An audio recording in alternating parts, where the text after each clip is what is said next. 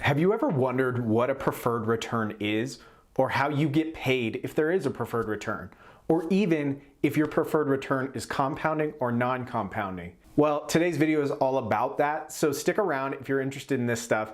And if you're new here, welcome. We help passive investors navigate the world of passive commercial real estate investing, like talking about preferred returns. So if you're interested in that, hit that notification bell, hit the subscribe button, let's jump in. Now, I've seen a lot of confusion and misinformation on what exactly a preferred return is, so I want to clear the air here and educate folks on what you should and should not be looking for in a preferred return. Some of those misconceptions are that the preferred return is what your return is capped at. Some have said that they believe this is what the sponsor gets paid before the limited partner gets paid out, or the passive investor. And some believe that this is a minimum guaranteed return. All of these are completely wrong. Now, simply put, a preferred return is just a minimum threshold return that passive investors must receive before the general partner can share in that equity split. The preferred return is usually expressed in percentage form. So in private equity offerings, this is usually like 8% preferred return, or 6% or 10%, and that's an annual percentage rate. So what that would mean is that if it's an 8% preferred return, that first 8% that the property generates goes straight to the investors. In my deals, if there is a 10% cash on cash return with an 8% pref, that means that first 8% goes straight to the investors before we as the sponsor team share in that additional 2%. So that additional 2% on top of the 8% is then split at the equity split, whatever that is. Usually 70-30 or 60-40 or even 50-50. So that first 8% goes straight to the investor. That additional 2% that the property generates gets split 70-30 or 50-50.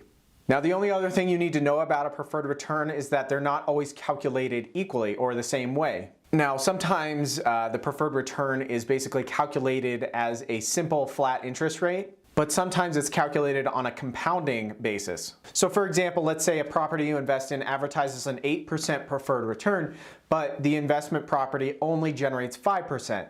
What that would mean is then that next year, that additional preferred return is added on to next year's preferred return, making it 11% for that next year, I believe. So you have that original 3% that you missed on the first year, so 5, 6, 7, 8% to get you up to that 8% preferred return, plus next year's 8% preferred return makes it an 11 pref. Now, in the simple interest basis that we talked about, that first version, that additional 5% would still be owed next year, but it wouldn't have that compounding effect. You'll know what type of preferred return is offered by reading the private placement memorandum, so make sure to always read that. Not all deals have a preferred return. It's not required by the SEC or anything like that, but most investors are offering that right now to be competitive with capital raising. Many investors have told me they'll never invest in a property without a preferred return. So whatever you decide as a passive investor, you need to be aware of A, if there is a preferred return, and B, how it's calculated so that you know when you're getting paid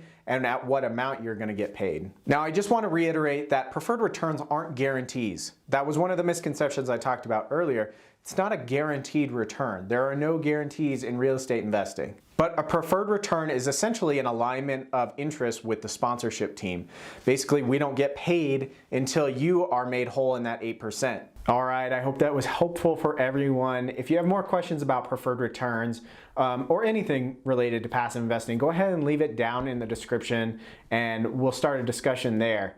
Also, if you're new here, again, please consider subscribing and hitting that notification bell. We have really great content coming out every single week about passive investing terms or tips or tricks or things that you need to know to be a better investor. I'll talk to you next week where we'll have another great video, but I hope you have a wonderful week and you never stop building that legacy wealth. Thanks.